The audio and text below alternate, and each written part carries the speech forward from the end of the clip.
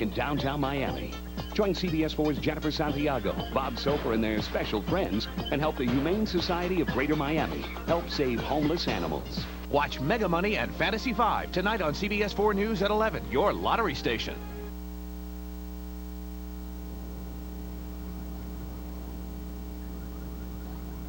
Coalition forces are closing in on Baghdad.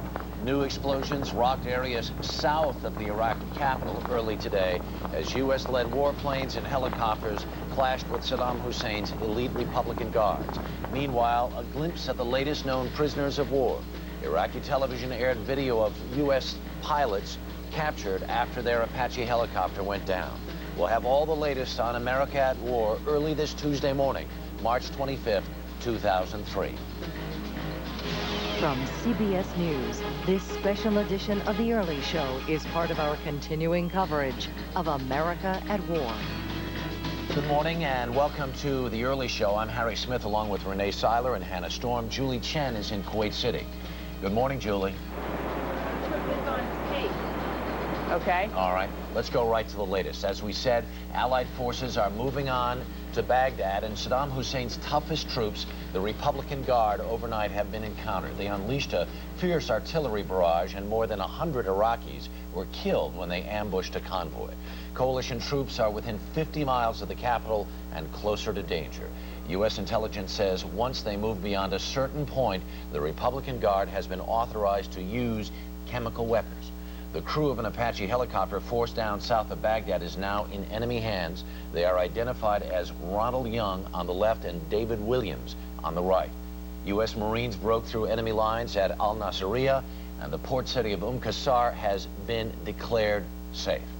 Heavy fighting remains around Basra, and the remains of the first U.S. casualties of the war were returned to Dover Air Force Base in Maryland this morning.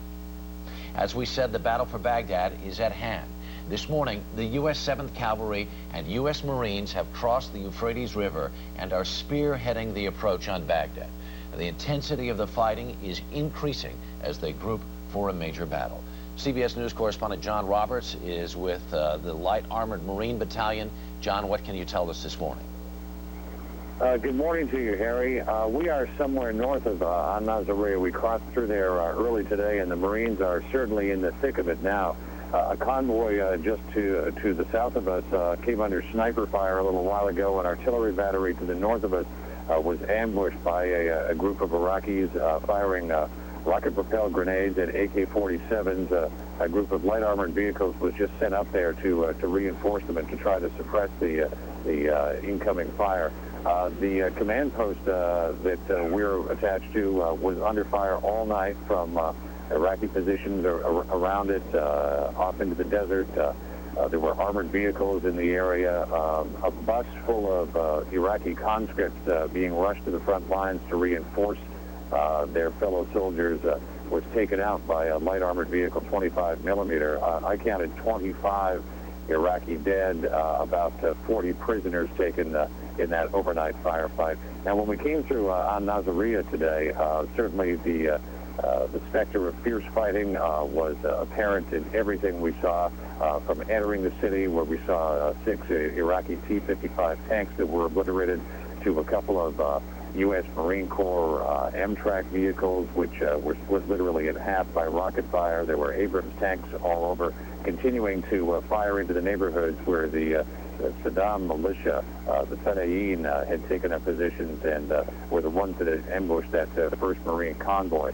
It seems as though the Marine strategy right now is to not take the city of Al-Nasiriyah, but to hold the supply route across 2 key bridges, one across the Euphrates and one across a canal to the north. They're simply defending that line, allowing all of the convoys of material and equipment and resupply to come through so that they can continue to push on north. But certainly, Harry, they had it easy in the first couple of days. They're now into the thick of it.